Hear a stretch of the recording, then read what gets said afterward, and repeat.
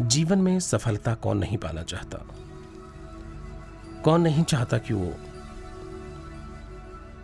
ऊंचाइयों को छुए? कौन नहीं चाहता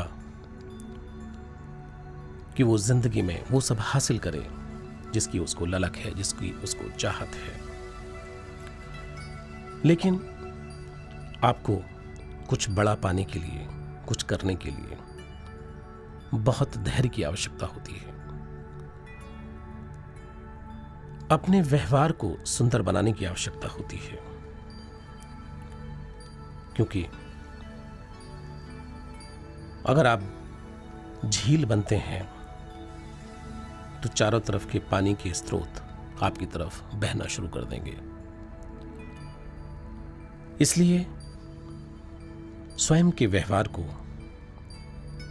स्वयं के एटीट्यूड को ठीक रखना बहुत जरूरी है।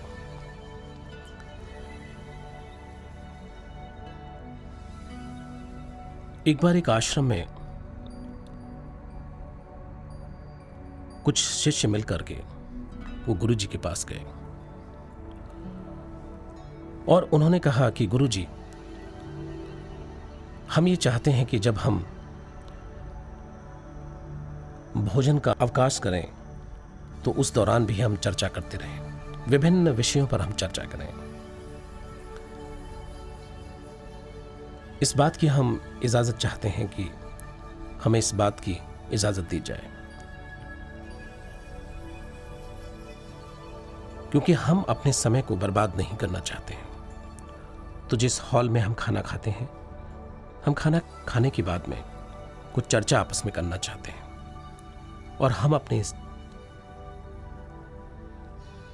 वाक्य कुशलता को, बोलने की क्षमता को, बोलने की कला को हम बढ़ाना चाहते हैं। गुरुजी ने कहा कि क्या बकवास है, बंद कीजिए बकवास, अपना कार्य कीजिए, मेरा समय ना बर्बाद करें। और ये कहते हुए गुरुजी वहां से निकल गए। ये बात सुनकर के छात्र हतप्रभ रह गए, स्तब्ध रह गए। वो भौचक्के थे, हैरान थे कि गुरुजी ने उनके साथ ऐसा क्यों किया। उन सभी छात्रों को बहुत गुस्सा आया। उन्होंने कहा कि ऐसा नहीं हो सकता, हम कोई गलत कार्य थोड़ी कर रहे हैं। हमें सबको मिलकर के गुरुजी से बात करनी चाहिए, उनको हमें अलाउ करना चाहिए, क्योंकि हम तो सिर्फ बात कर रहे हैं कि हम उस समय का कैसे सदुपयोग करें। गुरुजी हमारे साथ ऐसा नहीं कर सकते। वो सारे के सारे एकत्रित होकर के गुरुजी के पास गए,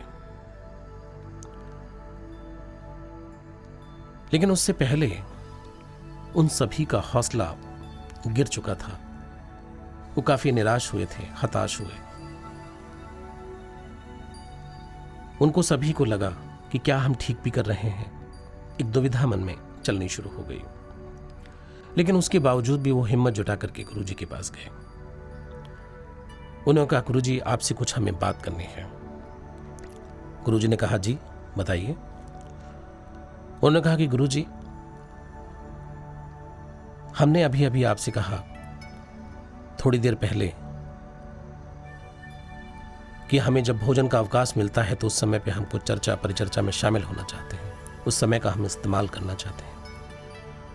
आपने हमें मना क्यों किया?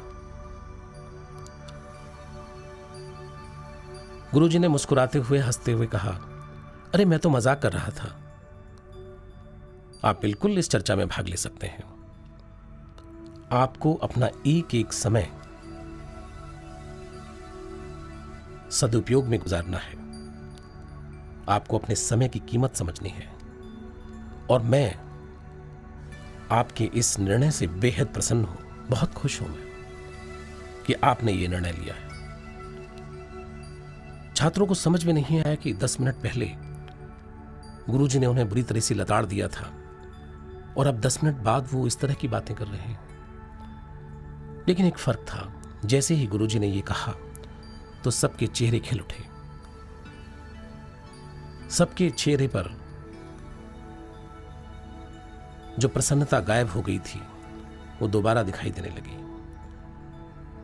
सबके हौसले बुलंद थे, उनका रोम रोम खुश नजर आ रहा था। एक फर्क था, गुरुजी वही थे, लेकिन फर्क था तो सिर्फ वाणी का फर्क था, बोले गए शब्दों का फर्क था। गुरुजी ने कहा कि बिल्कुल आप चर्चा करें, आप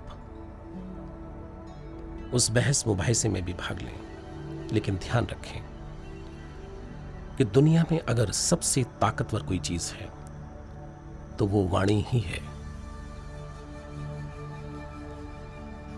क्योंकि आपकी वाणी ही बहुत कुछ कर सकती है। मैं आपको ये सिखाना चाहता था कि मैं वही हूं, लेकिन 10 मिनट पहले आपने मेरे बारे में तमाम तरह के अलग अलग विचार बना डाले, और 10 मिनट बाद मैं वही हूं। और जब मैंने आपसे ये वाक्य कहे तो आपकी मेरे बारे में धारणा चेंज हो गई, मेरे बारे में जो बिलीफ था वो बदल गया। तो हमेशा अपने जीवन में याद रखना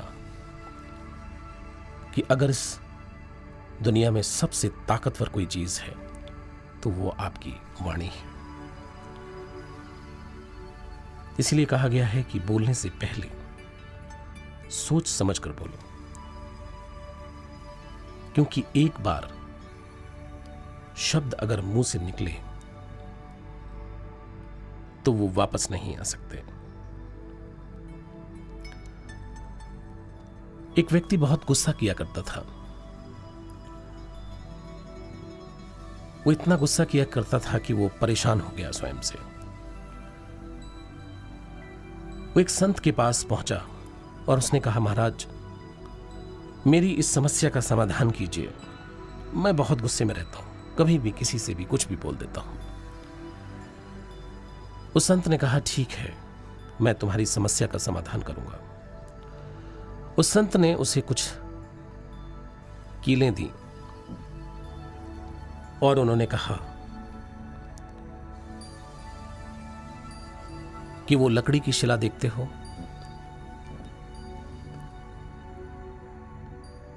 उस व्यक्ति ने कहा, जी।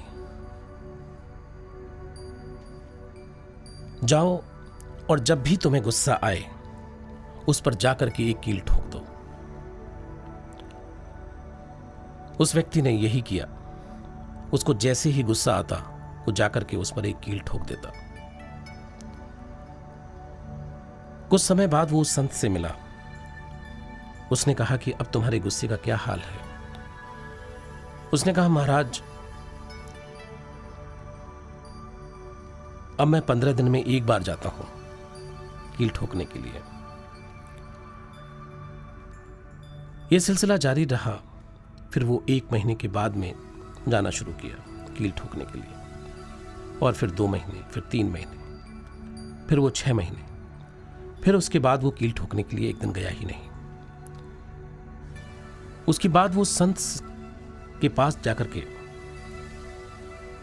पहुंचा और उसने कहा कि महाराज अब मैं गुस्सा नहीं करता। देखिए, मुझे 1 साल हो गया है और मैं कील ठोकने के लिए नहीं गया हूं।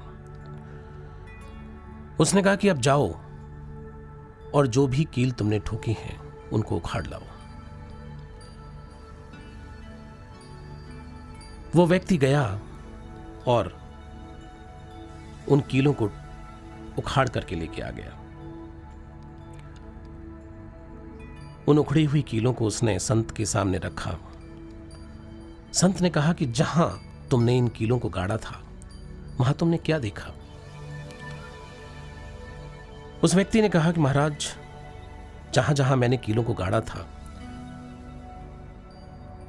जब मैंने इनको उखाड़ा तो मैंने देखा कि वहां सब जगह छेद हो गए हैं, गहरे छेद हो गए हैं। संत ने कहा कि अब तुम्हें समझ में आया। जब तुम किसी से भी कोई गहरी बात बोलते हो तो वो इसी तरह से आघात करती है। और मैं आपको बताना चाहता हूं कि उसके दिल और दिमाग पर एक गहरा निशान छोड़ जाती है।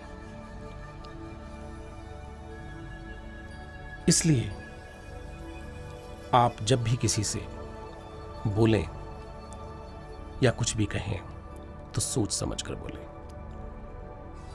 क्योंकि आपका व्यवहार, आपकी वाणी ही आपकी सफलता निर्धारित करती है।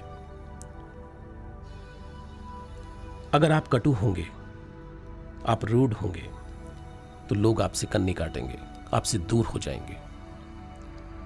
सफलता की तो बात छोड़ दीजिए, आप अपने जीवन में खुश भी नहीं रह पाएंगे। आप नितांत अकेले पड़ जाएंगे। जहां जीवन आपको बोझ नजर आना शुरू होगा, जहां आपको अपने से ही घृणा हो जाएगी, जहां आप दीनहीन स्वयं को महसूस करेंगे, जहां स्वयं को आप कमजोर महसूस करेंगे, क्योंकि लोगों की शक्ति, लोगों की ऊर्जा आपकी ओर प्रवाहित नहीं हो रही है। आप खाली हो जाएंगे, रीते हो जाएंगे, और एक दिन हो सकता है कि शायद आप इसी तरह से असंतुष्ट, निराश, हताश, दुखी इस जीवन को छोड़ करके चले जाएंगे। आज के लिए इतना ही। नमस्कार।